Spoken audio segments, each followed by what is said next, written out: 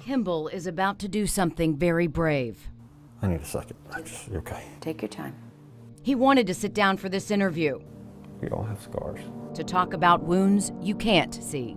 Because any number for any suicide above 1 is too much. According to the VA, 20 veterans commit suicide every single day. That's almost 1 every hour. When it comes to active duty service members, 155 have taken their own lives so far this year. And that's just the first half of the year. The numbers after June 30th aren't even available yet. Kimball admits he's almost been part of this statistic.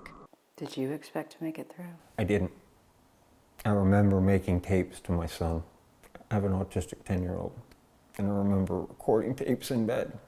Kimball was in the midst of several wars within. The first, a devastating diagnosis, scleroderma. So it basically turns your lungs, your liver, all your organs to stone, slowly. On top of that, adjusting to civilian life after 12 years in the Army. But out here, it's like there are rules, but some follow, some don't. It just seems lawless. And it's confusing for me right now. So he turned to the VA. What are your biggest challenges? Well, there are a lot of challenges. I'm the chief of mental health, so there are a lot of challenges. Not wanting to miss one person. Mary Cunningham knows what happens when vets slip through the cracks. I had a brother-in-law who was a veteran who committed suicide. It was back in the 70s. It just wasn't talked about.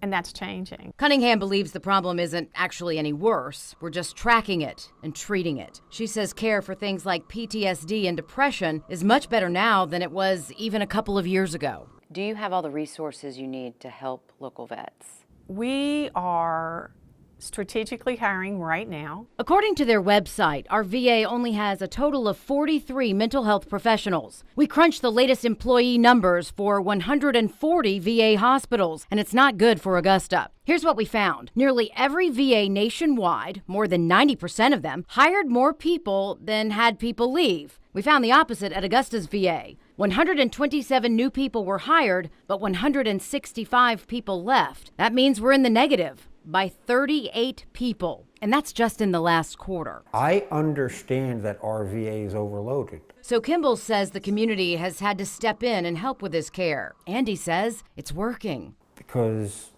mental health is not a one-size-fits-all medicine. A nonprofit called Veterans Canine Solutions is helping him train a service dog. He says he's on fewer medications and has purpose again.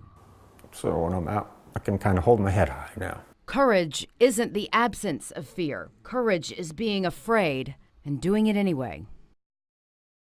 Risk is not an unfamiliar concept to Douglas Holland. Yeah, I've had my neck broke twice. He's retired, I was a paratrooper. a veteran of the 101st Airborne Division Screaming Eagles. He's fighting a different battle now. Now I'm gonna have to take the street. He's telling you can go. Okay. And you can't take this? Despite the challenges, If I came down here and hit that grass strip, I would be stuck.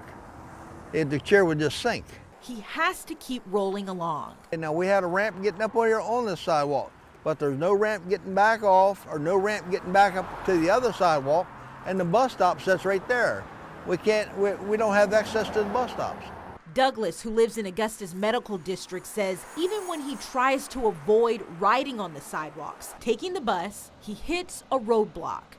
The bus stop will put the ramp down, we get off the bus, and then we can't get off the sidewalk. We found the city put out a bid last year to fix more than 200 bus shelters around the city that some can't quite get to, but they canceled it and the project was never completed. Since our investigations, the city is reviving the project.